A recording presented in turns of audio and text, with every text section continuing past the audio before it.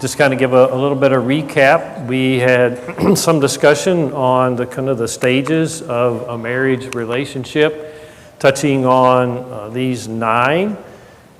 And a couple that, if you weren't here last week, those that were highlighted usually indicate some time frame of where you have kids, or then kids begin to leave the nest and bring changes to the family structure.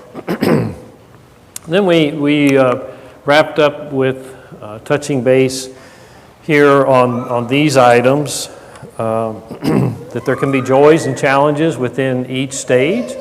And I think it's important that we face those with a Christian mindset, and that God will help us through those challenges, and at the same time we're celebrating that we are praising Him as well. Randy Sorg has a halo around his head right now. I'm looking right into there, and there's a beacon of light right around Randy Sorg. The sun is bouncing off of a car window right over there and blinding me right here, but I can still see Randy. We talked a few minutes about some of the landmines, and that's where we want to go a little bit today in our relationships. And I guess what I would challenge us with is these landmines, and some of the things other we're going to talk about in a few minutes, are a hindrance to our faith with God. And because they hinder our faith with God, it hinders the relationship that we have with our spouse, our kids, or whatever it is. And so these are things that certainly, without God in our lives, are a direct hindrance to our relationship. But because we are Christians and we are following Him, when these things distract us from our relationship with Him, then it's going to have major impacts on our relationships with our spouse and with one another. So I think we can't separate the two. Or if we, how is it that we could see ourselves drawing close to Christ and then not let selfishness, neglect, and those sort of things be a major issue in our relationship with our spouse? And maybe you're thinking of some ways, but I'm saying in general, these things kind of go, hand in hand. So I left you with this last week that we would pick up here today in terms of some distractions, things relative to selfishness, reaping where we do not sow, and excuses sometimes that we give in life for why we are the way we are, or where our relationships are, where they are. And so I titled this Dare to Be in Control, because I think it is our sentiment that we can control our lives. And so if we are seemingly thinking we're in control, but yet we're just kind of bobbing around to whatever the distractions are, we're not really in control. Sometimes it's specifically, I want this, and therefore we are ascertaining control is because I want this, I must seek to get it. And so we're going to look at some of those things this morning. So distractions, I think, are misleading in this in the aspect that we have this sense of being in control when we're not really. It's kind of like being tossed to and fro by the wind. If you're on a ship, regardless of its size, and a storm come up, you're tossed whatever direction the wind may be going, unless it's a really huge vessel, but even that can't withstand the major storms. And that's kind of the way we are in life. Things seem to be going pretty well, but maybe we haven't focused on the right thing. We got a lot of distractions. And so what are some of the major distractions that you deal with? Grandkids. But we can talk about immediate, short-term, long-term, what's before me, Frida has her grandchild right there with her. What are some of your major distractions? Parents of the grandkids, yeah, oh. I got to be careful what I say there.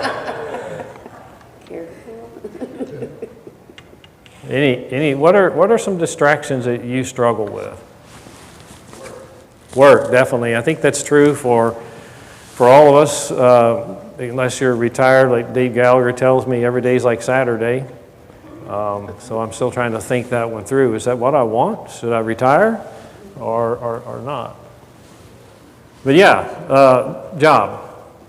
Trying to certainly do well, make maybe the next step, get that promotion. Just dealing with, sometimes depending on what your job is, can you leave the things that you do at work without bringing them home? And I'm kind of reminded of that. I mean, I deal with that a little bit in working with students, but as I interact with people who work in the medical field, when you're a nurse or a doctor, whatever you're dealing with that day, and maybe you lost a patient, can you leave that at home? Those kinds of situations are kind of tough, and Matt was sharing that with us when he started in the nursing here, what's it been, over a year ago now, and it was a struggle. And then, so what made it different? Because he didn't know if it was going to suffice for him or not. And he didn't really know what made it different until one day it just kind of clicked. I got to leave that at work. So sometimes we know specific things that we can do. Sometimes it's kind of just enduring it, and then we begin to process and to where we can change the way that we think, the way that we conduct our lives, to where we can deal with the challenges at work. But obviously that's a distraction. Tim? I was thinking about when Jesus said, don't worry about the speck of dust that's in your brother's eye, when you got a log in your own. Yeah. Oftentimes I think we're distracted by what other people are doing or are not doing, especially our spouses or our children. And we get so involved in what we think they should be doing and kind of take our eyes off the ball on our own lives. So very true. And because it's easy to see what's out here rather than, if we don't stop to self-reflect, we don't see what's within. Because eyes are seeing here, but we won't, even if it was one of the things, it's just we get very busy lives and we don't even stop to think about our own life. What are we doing? Is this where we want to be in life? Is this where we want our relationship to be with God? Is it where we want our relationship to be with our spouse? Is it even who I want to be? If it's not who and this, again, going from the biblical principle that I am a Christian and I want to be like this, we haven't even reflected on that. That's the starting point. So it's that self-reflection. And if we don't take time to do that, guess what we do? We just keep doing what we always do. Doesn't mean it's the right thing, but that's what we become comfortable with. And I was thinking a little bit about that self-reflection this morning, and this is just a simple illustration, because I was teasing Donna that she had a key on a fidget band. I didn't think my wife needed a fidget band. That was kind of the question I was getting at. It used to be when you needed to fidget, you twirled your thumbs. Now you got to have a gadget.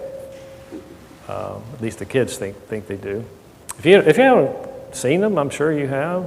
I mean, there's all kinds of varieties. Just look on them in many of the stores if you think you need something to do with your time. But so she had this key on her on this little fidget band. I said, "What are you doing?" "Well, it's just one key, and I got to thinking, a bit of self-reflection, just a simple illustration, is I carry all these keys. And I started looking at them this morning. There's one or two in there I don't even know where to go to. Why do I carry that and wear a hole in my pocket over it? You're afraid to discard it because you may have discarded a key that you need later down the road. Yeah, in terms of discarding, but why do I carry it every day? I could just leave it laying on the shelf. Then I go where all the keys are that I don't know what they're for and search, you know. And there's one or two on there that I know what they go to, but I never use them. So I could remove this weight from my pocket, and probably the pants would last longer because it won't get a hole in it. But I don't stop to think about it. It's just a part, and sometimes that's the way sin is in our life. We haven't really stopped to evaluate what is going on in our life. And I was looking, and I'm kind of jumping ahead of the scriptures we're going to look at in a few minutes. What are some of the hindrances for the presence of Christ in our lives? And the one that kind of hit the number one on this web-based source was secret sin. I mean, you kind of think about it. You know, whatever the secret sin is that we struggle with, that's probably the one that keeps us in a greatest distance from Christ. Because we think that nobody else knows about it, and we fool ourselves in thinking God doesn't know about it, but he does. And so it's that secret sin that kind of gnaws at us there, and we choose not to focus on it because complacency, we're enjoying it. Why else? We just don't stop to think about it. And so I think that is one thing that in the self-reflection is why do we struggle with that sin versus others, and we all have struggles, and why not focus on that and certainly look at how is it that we can change our lives that it no longer is a hindrance. Joe. One way to get rid of that is, well, the only way is to ask for forgiveness. Mm-hmm. If you've got to that point. And so if it's still in your life and it's secret and you're squashing it down, you may not even be ready to ask for forgiveness because you don't want to give it up. But the point is, and you're making very well, is we want to get to that point to where we ask for forgiveness and the strength not to continue therein. True. Other points? I thought I saw another hand go up. Another hindrance was just being too busy. We're busy ourselves with things, even though a lot of times they may not necessarily be all that important. Let's turn to 2 Samuel chapter 1. We're going to use David as an example. And many, 2 Samuel chapter 11, sorry. Print my notes out, that screen's not on. So in 2 Samuel chapter 11, it's the story of David and Bathsheba, and certainly you take David as a man of prominence, and certainly is a man after God's own heart, as we find out. But he had struggles as well, and this is one here certainly where he took his eyes off God. And so in 2 Samuel chapter 11, verse 1, then it happened in the spring, at the time when kings go out to battle, that David sent Joab and his servants with him and all Israel, and they destroyed the sons of Ammon and besieged Rabbah. But David stayed at Jerusalem, stayed at home. And when evening came, David arose from his bed and walked around on the roof of the king's house. And from the roof he saw a woman bathing, and the woman was very beautiful in appearance. So David sent and inquired about the woman, and she said, "Is this not Bathsheba, the daughter of Elam, the wife of Uriah the Hittite?" And David sent messengers and took her. And when she came to him, he lay with her, and when she had purified herself from her uncleanliness, she returned to her house. And the woman conceived, and she sent and told David and said, "I am pregnant." And so the story keeps going on there, but as we read this story, Certainly David wasn't where he was supposed to be. Neither was Uriah. I mean, he should have went home. What you saying? Huh? That's later. You're jumping ahead. I'm just saying, we forget. I don't hear your grandchild. Oh, yeah, Frida's right. Uriah is coming up in a few minutes in the story, but this was David who committed the sin. And as we read the story is, he wasn't really where he was supposed to be, and then he was using his time idly a lot of times they would have went off with the soldiers, but he stayed at home. But even in staying at home, he wasn't where he was supposed to when his eyes saw what they saw. He could have turned away from that sin. It even says, that Bathsheba was very beautiful. And so he whatever reason, the lust of the flesh or just the pride he had, that whatever's in his mind is mine, he allowed that sin to grow. And I think when we see these disturbances in life, that's where we have to recognize that we're being distracted by something and choose to not go further to allow us to sin. Now, that's not easy, and it doesn't mean that it's not a struggle, but David had the choice. And he chose to give in to the lust of the flesh. And so when we think about these distractions, it takes willpower. It takes a matter of choice. And even to the point where we, is it that my selfishness wanting this is greater than the power of God that is accessible to me. And so it's a weighing that we have to do, and we all kind of struggle with. Melissa.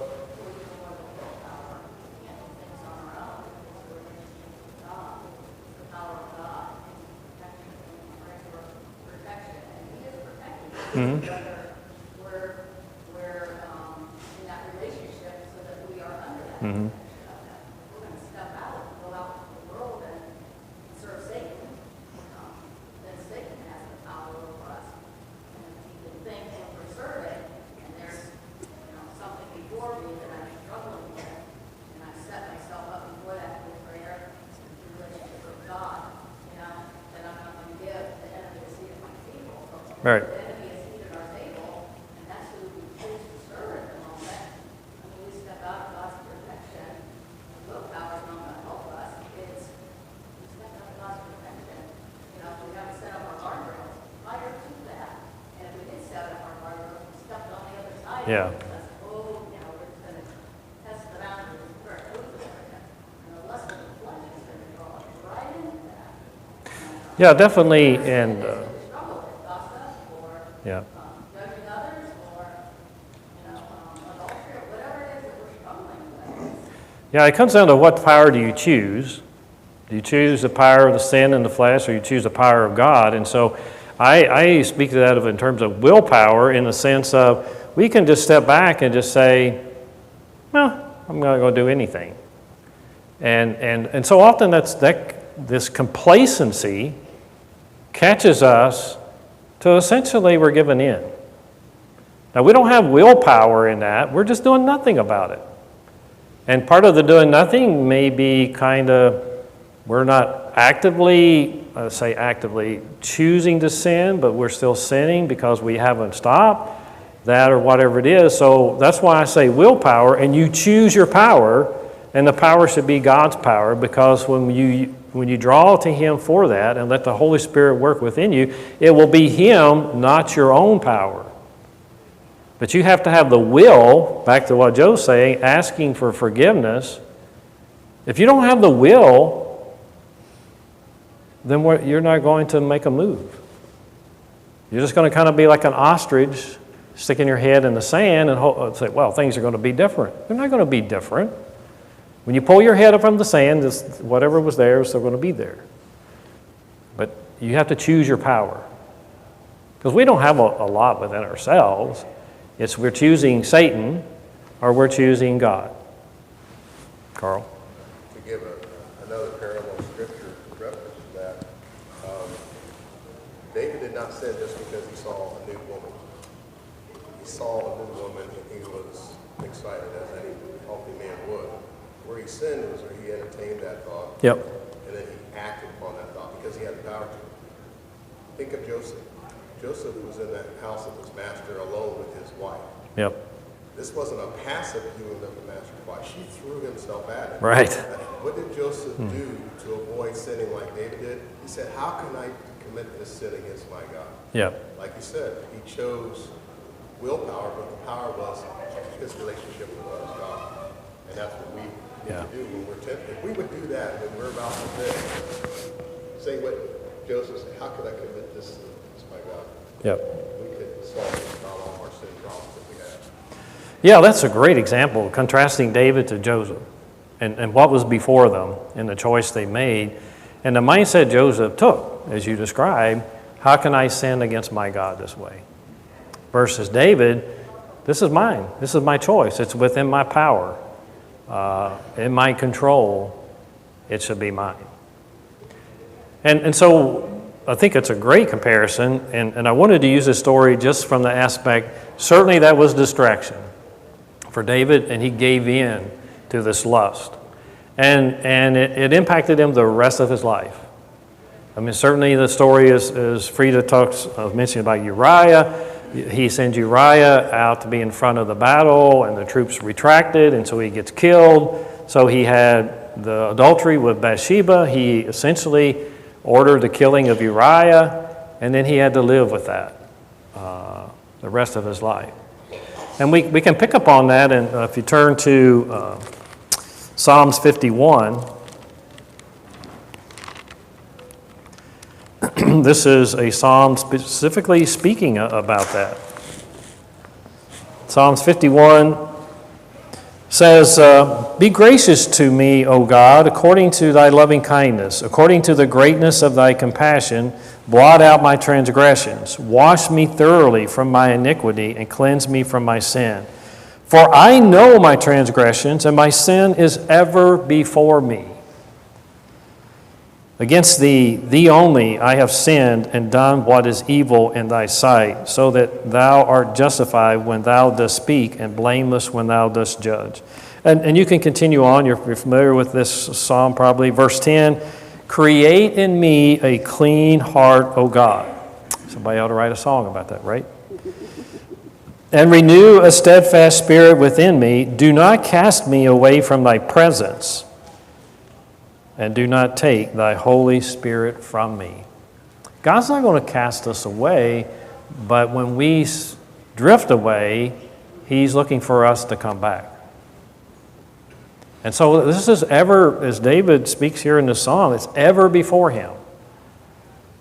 And I think that's certainly, and we know this, and that the consequences of sin, even though we reach the point of asking for forgiveness, forgiveness will be granted if we're sincerely repentant, but some consequences will linger, and we need to be cognizant of that. But after all that, he became man after God's own heart. Yeah, still was. Definitely so. Because he asked for forgiveness and drew close to God, and so God says he's a man after his own heart. If you turn over to then just a few pages to Psalms 55, verse 1 through 8, let me touch on those. Says, give ear to my prayer, O God, and do not hide thyself from my supplication. Give heed to me and answer. I am restless in my complaint, and I am surely distracted. Because of the voice of the enemy, because of the presence of the wicked, for they bring down trouble upon me, and in anger they bear a grudge against me. My heart is in anguish within me, and the terrors of death have fallen upon me. Fear and trembling come upon me, and horror has overwhelmed me. And I said, oh, that I had wings like a dove, and could fly away and be at rest. Behold, I would wander far away. I would lodge in the wilderness. I would hasten to my place of refuge from the stormy wind and tempest. Life is challenging, and the things that we experience, and so David is revealing that. Verse 22 and 23, though, the comfort is in verse 22. It says, cast your burden upon the Lord, and he will sustain you. He will never allow the righteous to be shaken. But thou, O Lord, wilt bring them down to the pit of destruction. Men of bloodshed and deceit will not live out half their days, but I will trust in thee. If we put our trust in him and ask for forgiveness, he will constantly be our rock and our refuge. Other than that, then what are you going to seek? You're just going to kind of drift along or choose the ways of the flesh or the power of Satan in our lives, and that's the kind of thing that we kind of need to remind ourselves. And like Carl said about Joseph, it is a choice that we make, that we all make relative to whatever sin that we struggle with. Other thoughts, comments? I might close that door. Now I can see Randy more clearly. Let's flip over to the New Testament, Luke chapter 10. It's a common set of texts that's been discussed, especially in a lot of ladies' classes. But I think it's important for all of us as we think about Martha here. Luke 10, verse 38 through 42.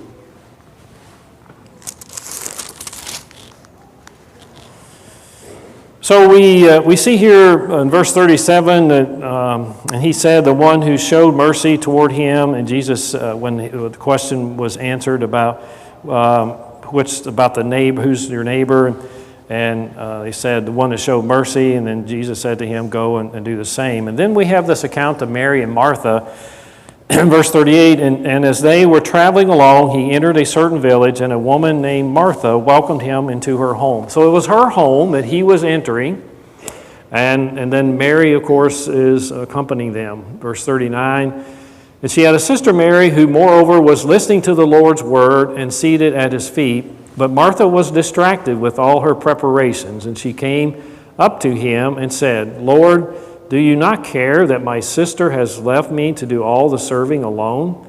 And then tell her to help me. But the Lord answered and said to her, Martha, Martha, you are worried and bothered about so many things, but only a few things are necessary, really only one. For Mary has chosen the good part, which shall not be taken away from her.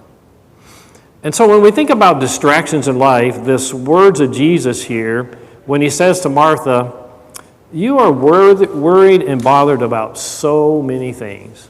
Isn't that our life? But only a few things are necessary. And Mary had chose the right one. Now, it didn't mean that Martha wasn't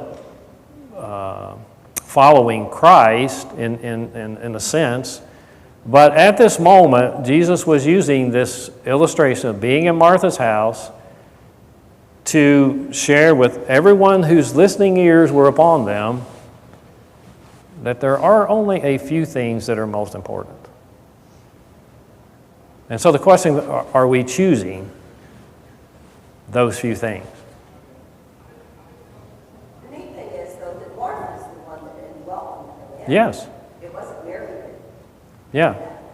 So I think she is a bad rap sometimes. Well, I do too, because again, part of it, you look at personalities. Mary and Martha's personalities are quite likely different, but that also reminds us, regardless of our personality, in given moments, we need to stop and think, are we doing the most important thing at this moment?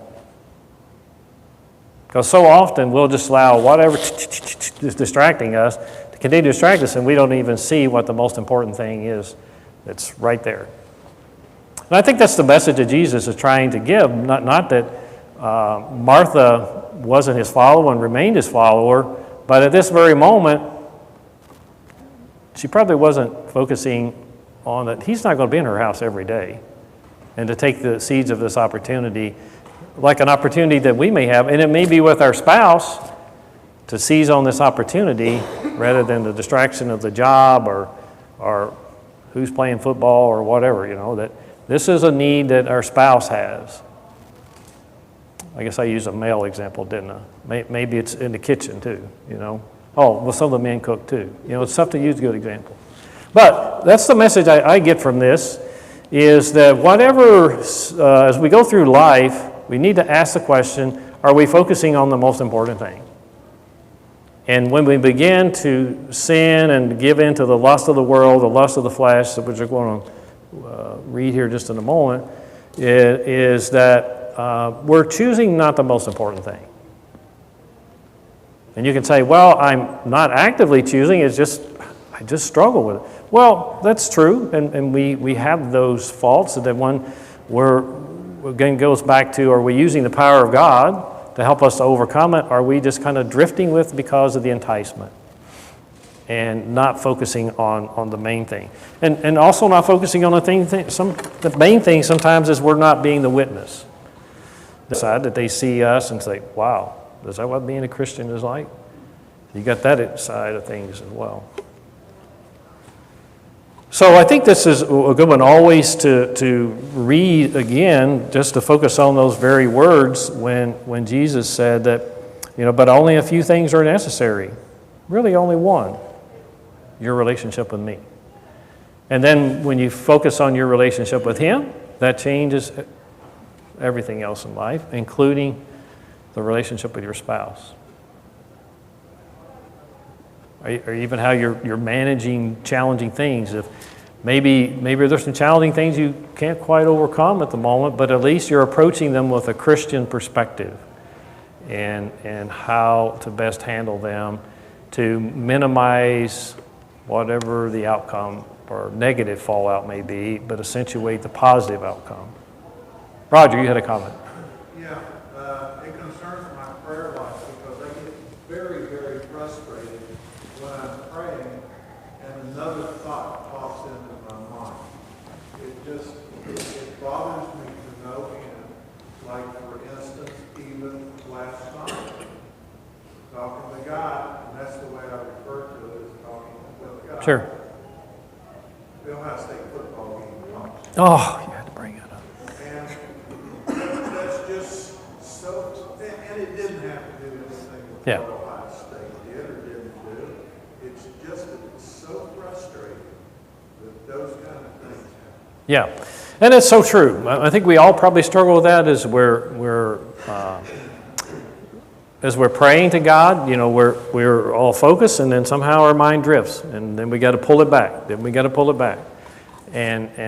then when we're not even in prayer, that happens. And so it's that one, recognizing that the drift is occurring and to actively get the focus back on.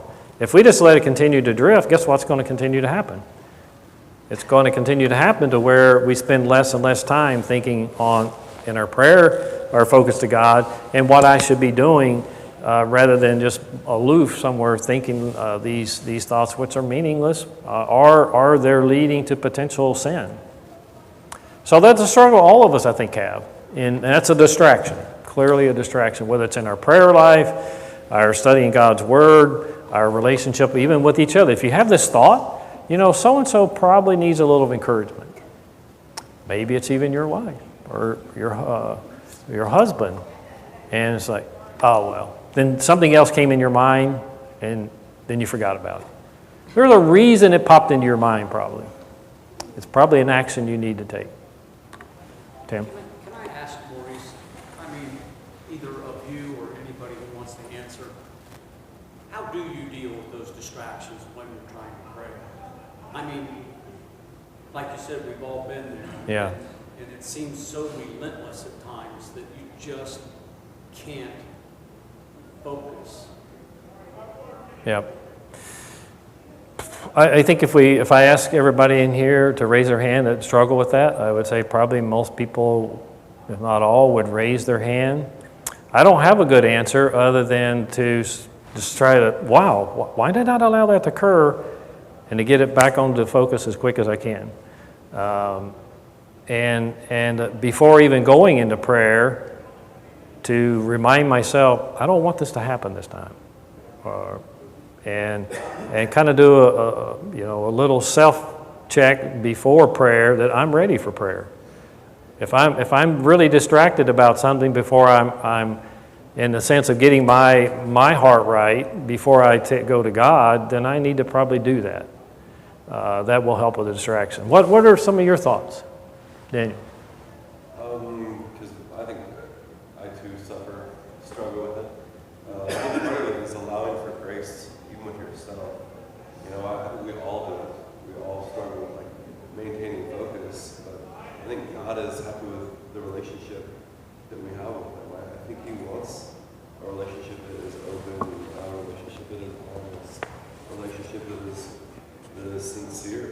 And I think if we're going with the right attitude, I think I read something that said we can't maintain God privately more than 9 seconds. And then I try to do it, and then also I do it. But honestly, I think that a lot of it is knowing that God knows us and knows that when we're praying, when we are sincere, that even though we're frustrated with being distracted, He's just God over there.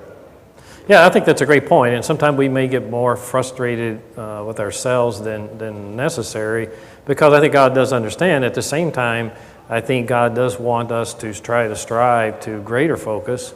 But you're right. God's happy that we're talking to Him. And that level of distraction in the moment maybe depend on the age of your kids. Younger the kids, But I think about my own kid.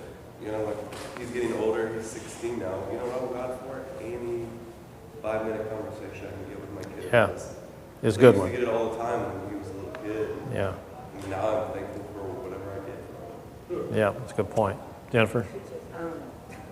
Just from a different viewpoint, from an ADHD neurodivergent viewpoint, is if you're going to have something you do regularly, you have to in the Bible it even talks about going to a room, close the door, turn the lights off and all that, and that actually does help keep you not distracted, or you find ways that help keep your focus when it's hard to keep focus. Well, I think Jennifer brings up a great point in the setting in which we're going to God in prayer. And throughout our day should be a sense of a prayer life. We're constantly engaging with God. But certainly there's those very focused prayers at different times of the day or different needs. And I think that setting is important, if we don't want to be in a highly distractive environment. Now, it doesn't mean like you're sitting at the airport, waiting on the plane, you can't pray. You can pray, but that's a fairly distractive environment. Ding, ding, all kinds of sound. But on a regular basis, finding a place where we can remove some of those distractions is also very important for our most intimate relationship and conversations with God. Roger, as we wrap up. What I try to do whenever that hits me is immediately ask for forgiveness and then pray, Lord, please prevent the devil from bringing these things into my mind. Yeah, and I think that's helpful, but it's also back to what Daniel's saying, is don't ever let these things discourage you to the point that you pray less to God.